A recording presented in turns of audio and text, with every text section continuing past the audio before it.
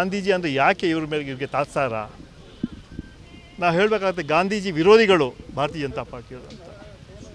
ಆ ಹೆಸರು ಬದಲಾವಣೆ ಮಾಡೋಂತಹ ಔಚಿತ್ಯ ಏನಿತ್ತು ನಮಗಂತೂ ಅರ್ಥ ಆಗ್ತಾ ಇಲ್ಲ.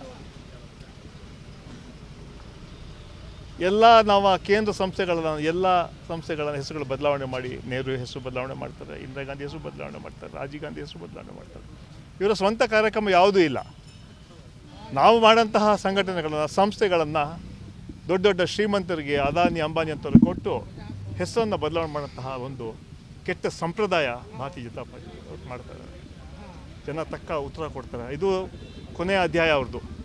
ಯಾವಾಗ ಮಹಾತ್ಮ ಗಾಂಧಿಯವರ ವಿಚಾರಧಾರೆಗಳನ್ನು ಒಪ್ಪುವಲ್ಲ ಅಂತ ಹೇಳಿದ್ರೆ ಬಿ ಜೆ ಪಿಯವರು, ಅದೇ ರೀತಿ ಬಾಬಾ ಸಾಹೇಬ್ ಅಂಬೇಡ್ಕರ್ ಸಂವಿಧಾನ ಕೂಡ ವಿರೋಧ ಕೂಡ ಇದ್ದಾರೆ ಅವರು.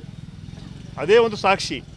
ಯಾಕಂತ ಹೇಳಿದ್ರೆ ನರೇಗಾ ಹೆಸರನ್ನು ತೆಗೆದು ಮಹಾತ್ಮ ಗಾಂಧಿ ತೆಗೆದು ಹೋಗಿತ್ತು ಬದಲಾವಣೆ ಮಾಡೋಂತಹ ಕೆಲಸ ಮಾಡಿದ್ದಾರೆ. ಅಂದರೆ ಇವರು ಮಹಾತ್ಮ ಗಾಂಧಿಯ ವಿರೋಧಿಗಳು ಅಂತ ಹೇಳಬೇಕಾಗ್ತದೆ. ಆ ಹಿನ್ನೆಲೆ ಆ ಕಾರ್ಯಕ್ರಮವನ್ನು ಇವತ್ತು ಅಂತಹ ದೊಡ್ಡ ಕಾಂಗ್ರೆಸ್ ಪಕ್ಷದ ಒಂದು ಸಂಘಟನೆ ಕಾರ್ಯಕ್ರಮಕ್ಕೆ ನಾವು ಬಂದಿದ್ದೇವೆ.